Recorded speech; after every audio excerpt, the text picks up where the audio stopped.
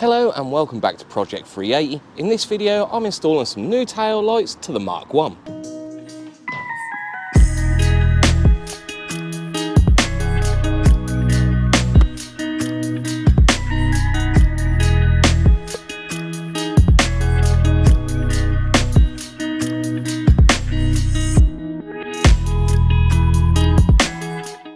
So on the Mark 1 I've put some LED halos, some IL Motorsport side lights and indicators, where the indicator's sequential, some LED sunburst side markers, some LED plate lights, but the only lights I haven't changed are the tail lights. I'm kinda sad because I'm going to miss these hearts from Downshift Dreams. So first things first, we've got to rip those old tail lights out, and to do that you need to go in the boot.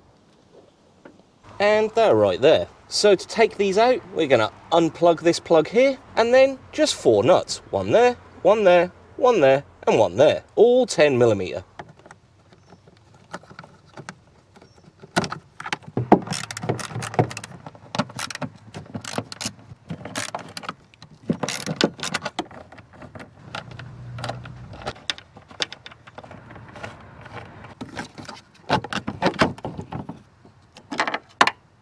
If you're pulling the whole light unit out rather than just changing a bulb, you actually don't need to twist out the indicator, as that's connected to the light board here. But both tail lights are out now. For the lights that I've got going in, I actually need to remove this bit of carpet here as well, which is held in with just a few push clips.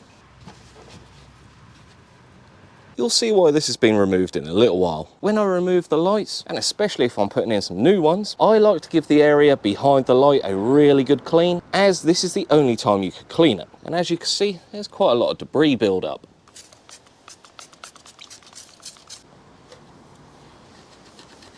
So that is the Mark 1 all ready for some new tail lights. Well, first off, a little backstory. My good friend Neil recently bought a Mustang. Yes, MX-5 owners and Mustang owners can be friends. And this Mustang needed rebuilding. I've helped him rebuild it, it's back on the road now. And as a thank you, Neil bought me some tail lights. And to show you what he bought me, let's head inside.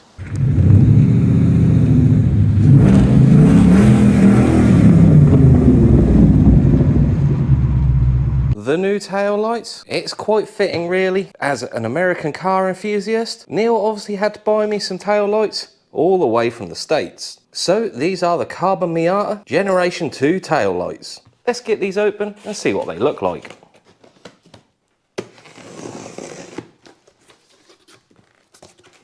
No way, how cool is that? A Carbon Miata rear badge for your finish plate. That's a really nice touch. A little thank you note, some instructions for the app and the key, which you'll see in a little while, and the lights themselves.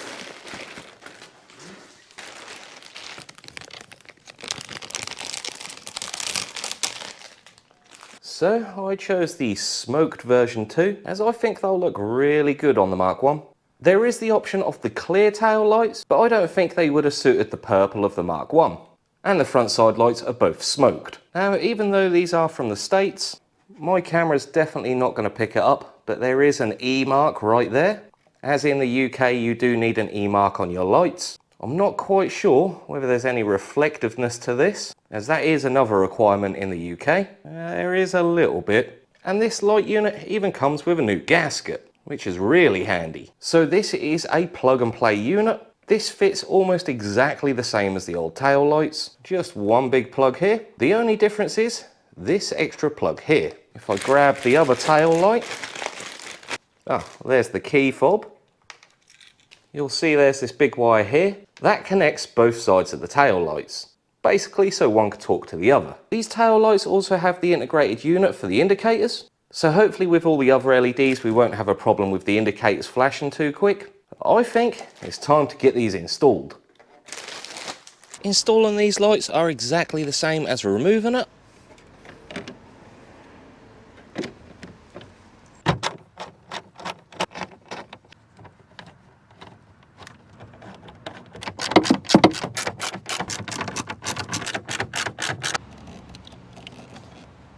Don't over tighten these 4 bolts. Because there's a new foam gasket on there, it might take a couple of days to settle and that foam sink in. So in a couple of days you could come back and just tighten those nuts up a little bit. But the only difference in fitting these lights to the standard ones is this long wire here connecting both lights. So I'm going to run this wire behind here, behind the boot lock, and to the other light. That's why we took off this carpet. And then plug it into the other light. Now I've just got to tie wrap this wire out of the way and put the carpet back on. They look absolutely awesome. I'm definitely glad I went for the smoked version. I think they really suit the car, and I think the clear version would have stood out just a little bit too much. So let's turn these lights on and see what they're like.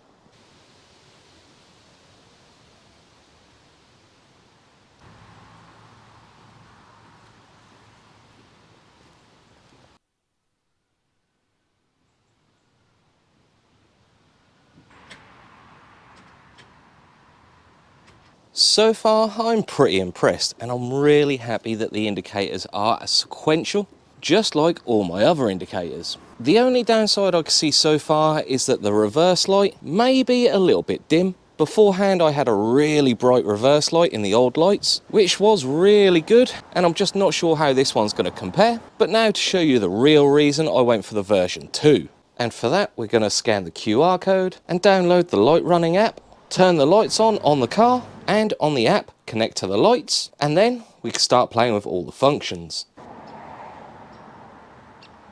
And then once we're connected to the app, we can release the full potential of these lights. So down the bottom here we have some preset colours: red, purpley pink, blue, teal, green, yellow and white. And then on the top row we have some customizable slots. So if you select one and then scroll the colour bar along until you find a colour you like, that slot is then preset. You can then go along and do the same with the other slots. We then have an auto mode, which will cycle through all the other functions of the lights, or you can scroll through all the functions using the plus and the minus button, or the scroll wheel on top. So function number 1 is going to scroll through all the functions of the light. Number 2, we're going to have flashing random colours. Number 3, we're going to have strobing random colours. You can use this slider at the bottom. That is going to change the speed of the flashes, and the sliding bar at the top is going to change the brightness of the flashes. On to function number 4, we've got colourful spinning rings that randomly change colours. Function number 5, full RGB spinning rings. Number 6, using the indicators, it's going to scroll random colours. Number 7, again the same but with multiple colours. Number 8, pulsing indicators with random colours. Again, with all these functions we can control the speed of it and slow it right down. Number 9 goes from the indicators to the rings in a colour of your choice, and this too we can speed it up or slow it down. I really like this one on the Mark 1, I think it really suits it. Function number 10 is the same sort of thing, but it scrolls through random colours. Number 11 is very similar but using 2 colours. I'm a huge fan of this one. Function 12 is similar but scrolls through random colours. Number 13 is complete rainbow road. Number 14 is a little bit different, a cross between a strobe and a scroll, going through a few different colours. Number 15, scrolling rings. Number 16, scrolling rings but cycling through the colours. Number 17 includes the brake light. It's got quite a cool Knight Rider effect. Number 18 is very similar, but the colours on the ring cycle through. Number 19 is a cool chasing effect. And number 20 is the same sort of thing, but cycles through the colours. Now, obviously these presets are different colours to what you're actually allowed on the UK roads. That is where this remote comes in. As soon as you're ready to drive off and hit the roads, you've obviously got to have the legal UK colours. One click of the remote, back to normal. I think that's a really cool feature. That is going straight on my keys. So that is the Carbon Miata version 2 tail lights fitted to the Mark 1. Let me know what you think about these lights in the comments down below. Don't use any of the functions on these tail lights apart from the standard tail lights while you're on the road. And as per usual, don't forget to like, comment, share and subscribe if you're new, and I'll see you in the next one.